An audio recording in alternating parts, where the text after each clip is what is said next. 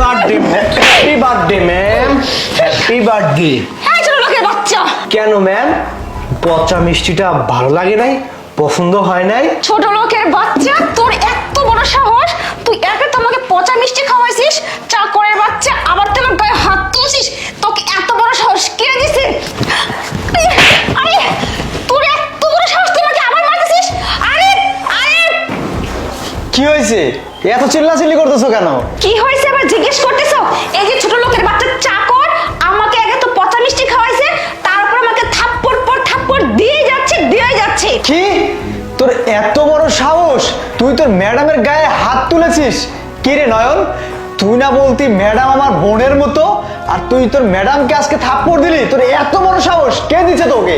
Sir, ম্যাডামকে বড় বোনের মতো মনে করতাম না, সেটাই তো সবচেয়ে বড় ভুল করছি। হ্যাঁ, শুধুমাত্র আমি তো থাপ্পড় দিছি।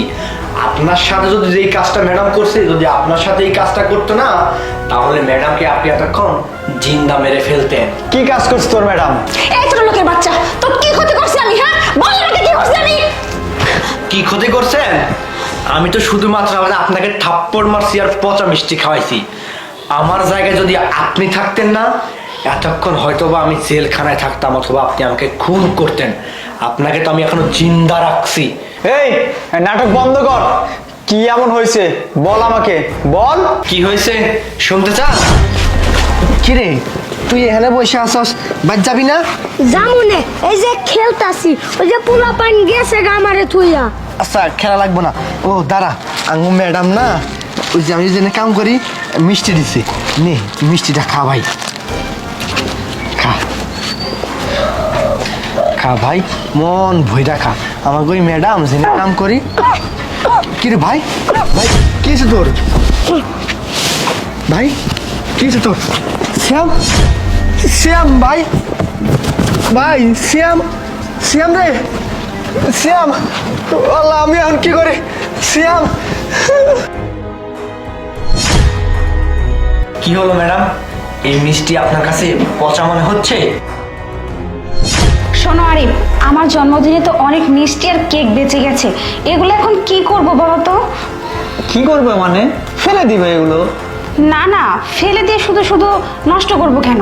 তার থেকে ভালো ওই যে আমাদের বাড়িতে কাজ করে নয়ন আছে না, ওকে দিয়ে দিই। এই চুপ, ফিয়া তুমি এটা কি বলতেছো?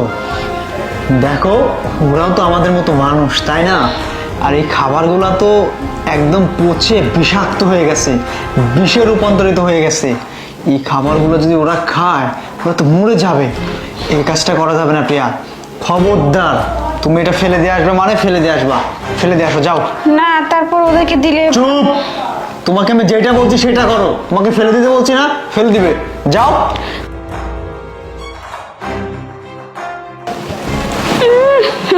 ওই খাবারগুলো আমি ফেলে দিব?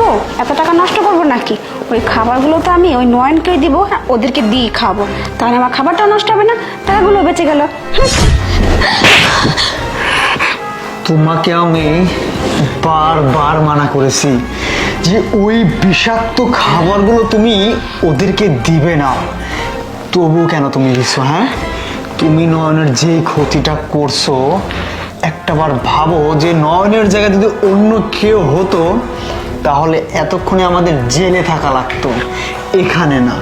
তোমাকে আমি কতবার বলেছি যে ওই খাবারগুলো বিষাক্ত হয়ে গেছে, বিষাক্ত, পচে একটা ভয়ঙ্কর রূপ নিছে, ওইটা ফেলে দিতে বলছিলাম ডাস্টবিনে, আর তুমি ওই খাবারগুলো ওদেরকেই খাওয়াইছো।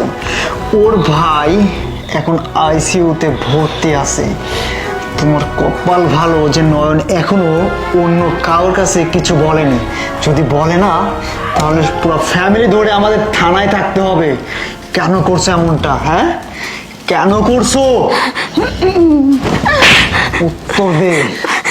আমার ভুল হয়ে গেছে নয়ন, আমি বলতেছি কি, যা হওয়া তা তো হয়ে গেছে।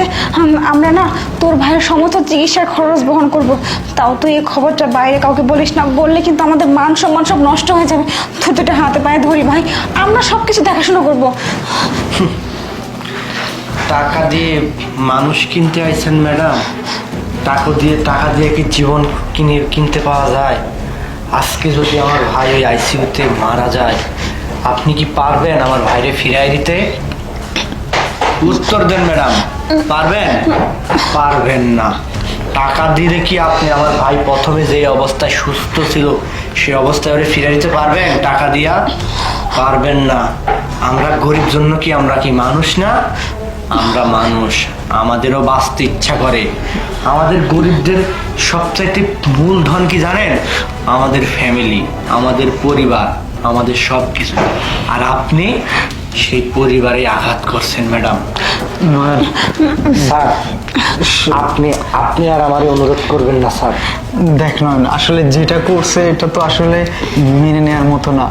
বলি কি, তুই আমাদের বাসা ছেড়ে চলে যাস না ভাই। স্যার, আপনি প্লিজ এই ভুলটা আমার আর করেন না। ম্যাডাম আজকে যে কাজটা করছে, যে রাগের বসে আরেকবার এই কাজটা না করবে তার কোনো গ্যারান্টি নেই। আমাদের পরিবার, আমাদের সব কিছু, আমাদেরকে শান্তি মতো থাকতে দেন স্যার।